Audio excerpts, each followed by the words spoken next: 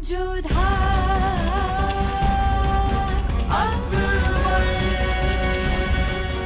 ये धारावाहिक किसी प्रकार की ऐतिहासिकता का दावा नहीं करता। तत्कालीन परिस्थितियों को दर्शाने के लिए आवश्यक और उचित नाटकीय रूपांतर किए गए हैं। ऐतिहासिक रूप से जोधाबाई के स्थान पर हरकाबाई, हीर कुंवर जैसे नाम इतिहास में प्रचलित हैं। ये धारावाहिक किसी भी सामाजिक परंपरा और पारिवारिक संबंधों का ऐतिहासिक दावा नहीं करता है। इसका उद्देश्य किसी भी समुदाय की भावनाओं को ठेस पहुंचाना नहीं है।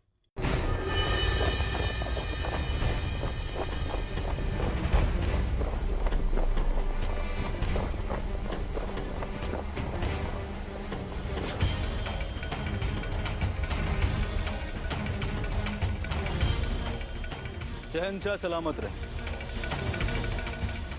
वजीर आला ने हुक्म दिया था आपको ढूंढने का। खुदा का शुक्र है कि आप सलामत और हम सब आपकी खिदमत में हाजिर हैं शहंशाह।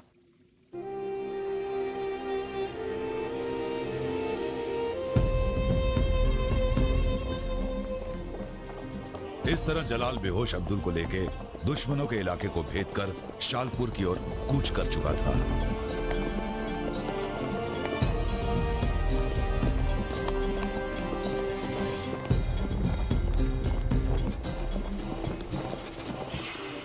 जलाल से मिलने गए थे।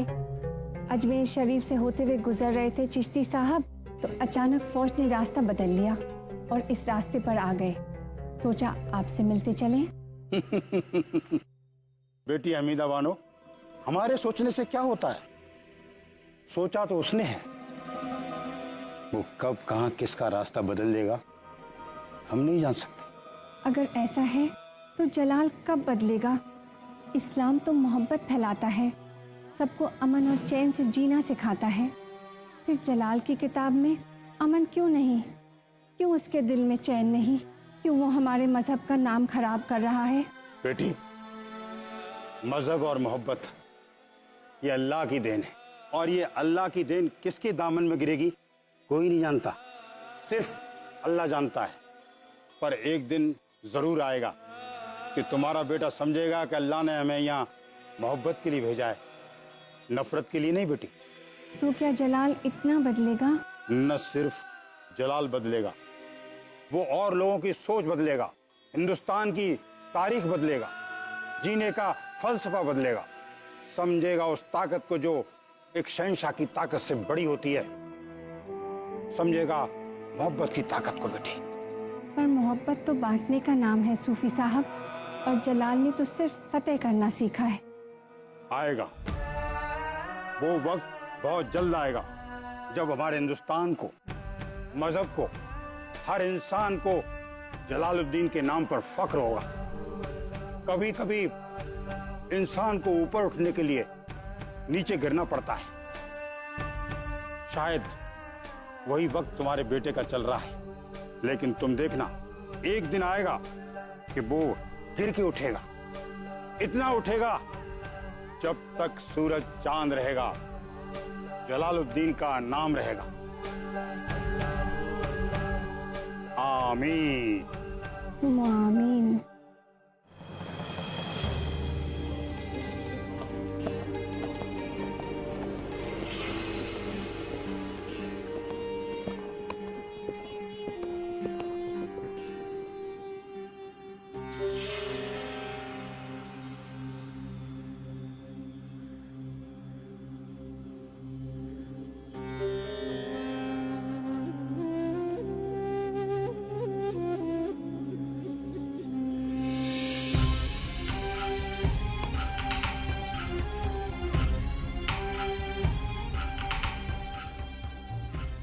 अस्सलाम वालेकुम।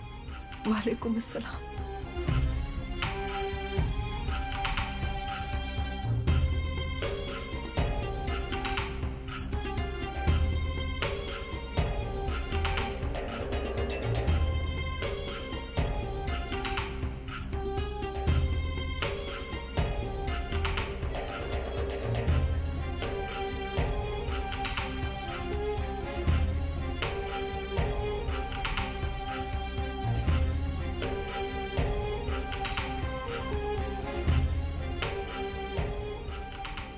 आप जख्मी हैं।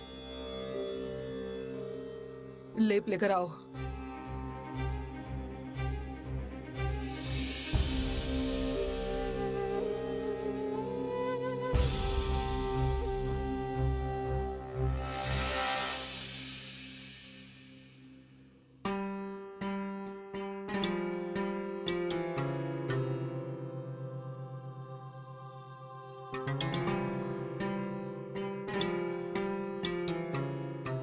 अब यहाँ जानने के लिए आए थे कि हमारा बेटा जलाल अपनी बड़ी अम्मी को भूला तो नहीं।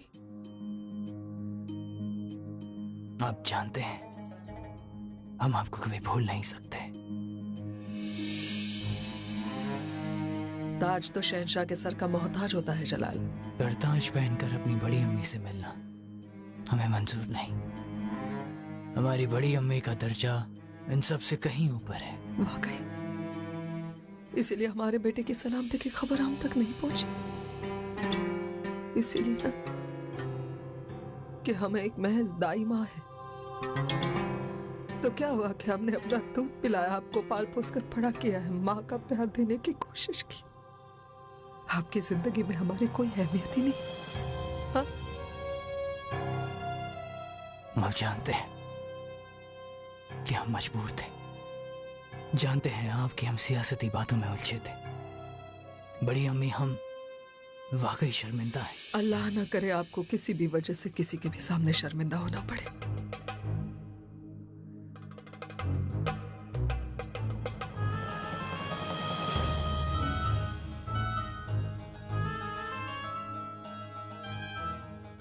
चौदह साल के थे जलाल आप, जब पहली बार ऐसे ही एक जख्म पर हमने मरहम लगाया था। जख्म आपके जिस्म पर होते थे और तकलीफ हमारे दिल को पहुंचती थी जलाल, लेकिन खुदा कसम हमने उफ भी नहीं की। सिर्फ इसीलिए क्योंकि इस जहां का सबसे बड़ा शहंशाह बने देखना चाहते थे हम आपको। आज ये जख्म देखकर हमें बड़ी अम्मी जख्म तारीख है इस बात की कि हमने अपनी जीत को तराशा है। बेशक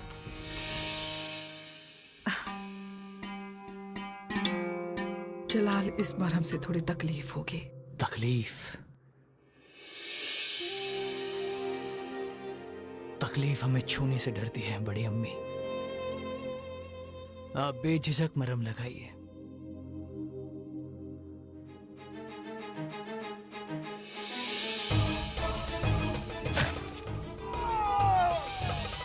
जहीर के साथ जो बहराम खान ने किया है उसकी मालूमात हमें जल्द से जल्द जलाल तक पहुंचानी होगी, लेकिन कैसे?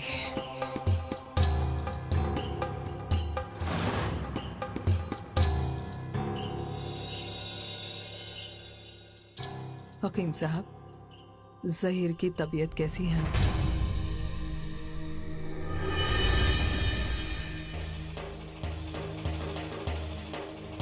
क्या हुआ जहीर को? बड़ी अम्मी क्या हुआ जहीर को? जलाल, बताइए हमें। आप खुद चलकर देखें तो बेहतर होगा जलाल।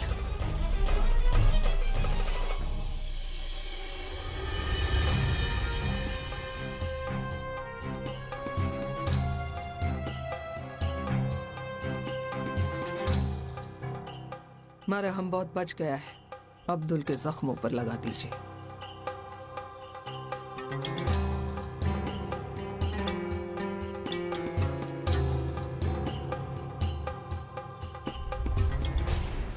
ज़हीर,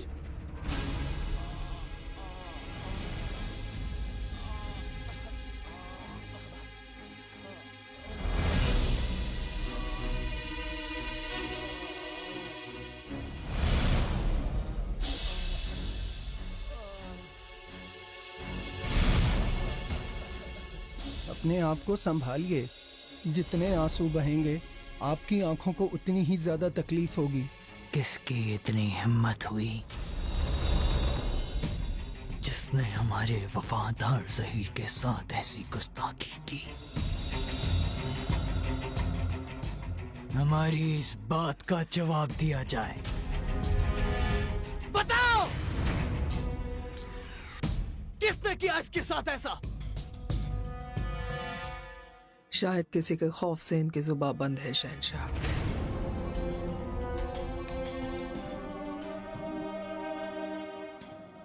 किसके?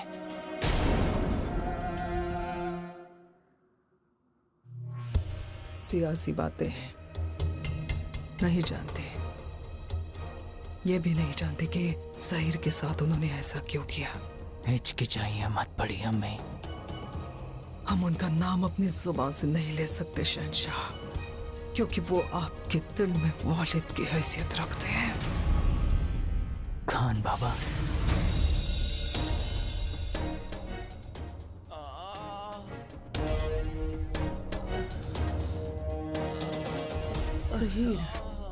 ज़हीर बस।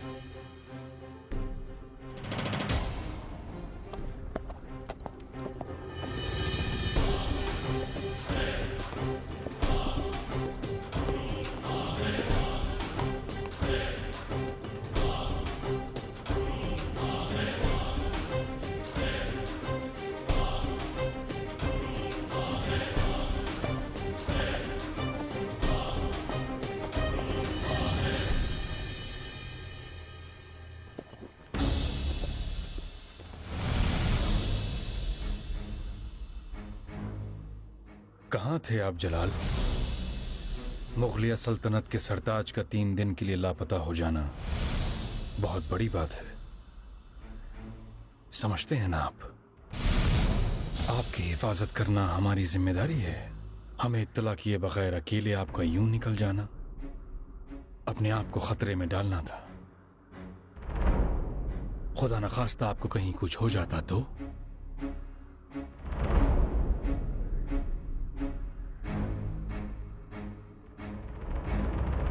जलाल, हम आपसे मुखातिब हैं।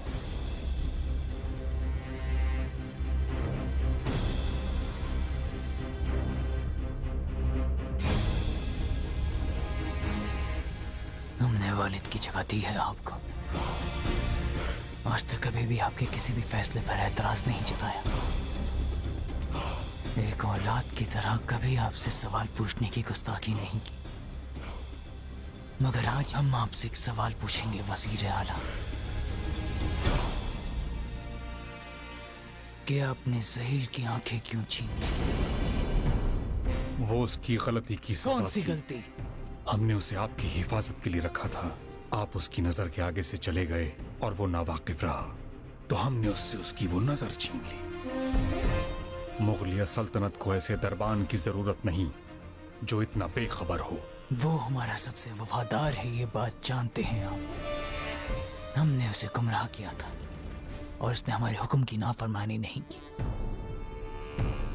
आपको इंतजार करना चाहिए था। ये गलत किया आपने।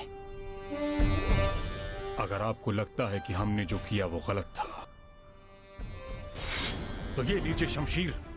आपको हक है कि इसी लम्हा आप इस शमशीर से हमारी आंखें निकाल लें। हमें यह हरगिज़ गवारा नहीं कि आप हमें गलत समझें। मुगलिया सल्तनत के सरताज की हिफाजत करना, इसी को हम सबसे बड़ी वफादारी समझते हैं।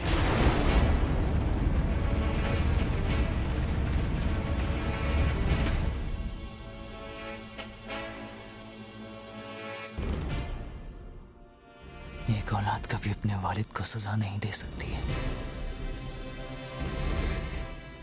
लेकिन हमें जिंदगी भर इस बात का अफसोस रहेगा कि आपने ज़हीर की आंखें छीनी।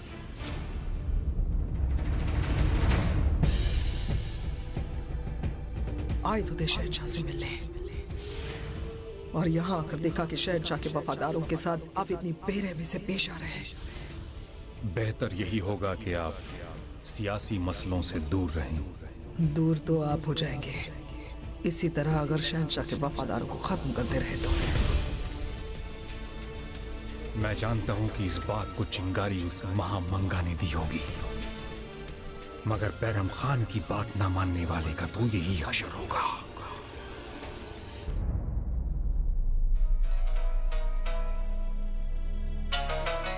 आज पहली बार जलाल ने बहरम खान और महामंगा की सियासती जंग से प्रभावित होकर अपने वालिद का दर्जा रखने वाले बहरम खान के फैसले पर सवाल उठाया था, और जिससे वो खुश नहीं था।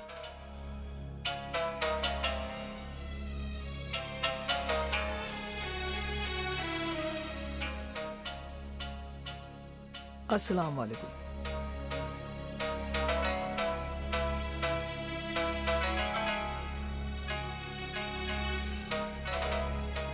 वालेकुम अस्सलाम। आपने हमें याद किया शहंशाह। शहंशाह नहीं, जलाल कहिए बड़ी अम्मी। क्या बात है जलाल? एक उलझन हमारे जहन को चारों तरफ से घेरे हुए है और हम उसे अकेले सुलझा नहीं पा रहे हैं। हम जानते हैं आपकी उलझन क्या है। आप अपनी फौज को और वालिद जैसे बैराम खान को कितना पसंद करते हैं ये हम जानते हैं।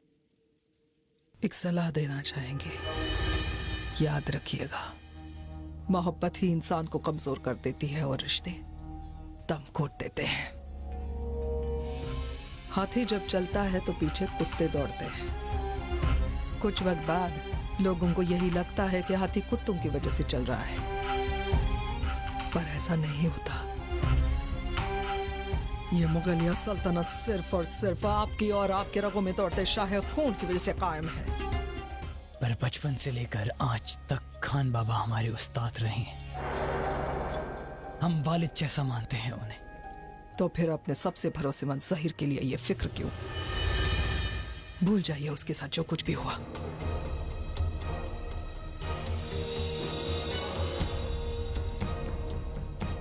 कौम आप पर भरोसा करती है जलाल, चाहती है आपको। अपने जिले इलाही के फैसले पर उन्हें यकीन है। अल्लाह न करे किसी दिन किसी की भी गुस्ताखी की वजह से अगर ये यकीन टूटा तो वो दिन मुगलिया सल्तनत के लिए सबसे बुरा दिन होगा। इतिहास गवाह है जलाल, जुल्म की हुकूमत कभी आबाद नहीं रही है। आगे आप खुद समझदार हैं। खुदा हाफिज।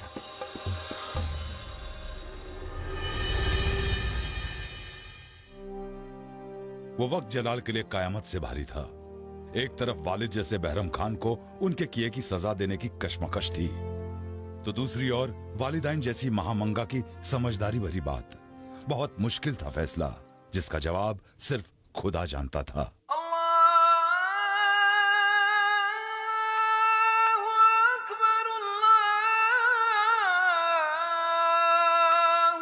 उस आजान की आवाज के साथ अचानक जलाल की नजरों के सामने एक चेहरा रोशन हुआ।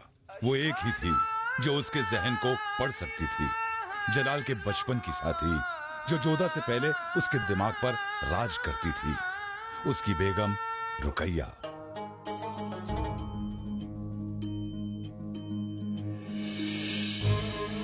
उसी वक्त जलाल ने रुकैया से मिलने आगरा जाने का फैसला कर लिया।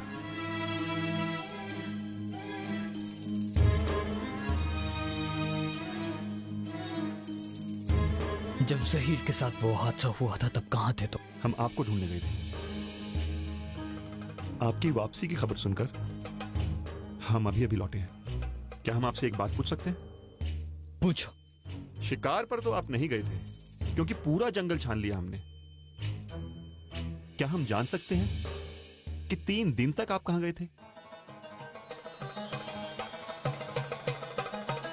अगर हम ये कहें कि हम आमिर गए थे तो क्या तुम मानोगे? आमिर? लेकिन वो तो हमारे राजपूत दुश्मनों का खेमा है। तो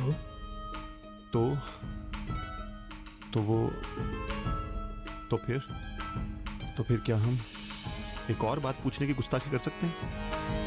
इजाजत है, पर किसी को बताने की गुस्ताखी मत करना। हम समझ गए। ये बात कब्र तक हमारे साथ जाएगी शहंशाह।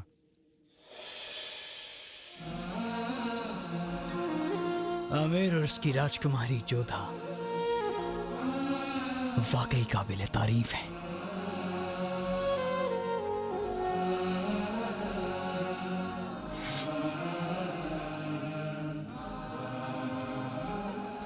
तो फिर देरी किस बात की शहंशाह?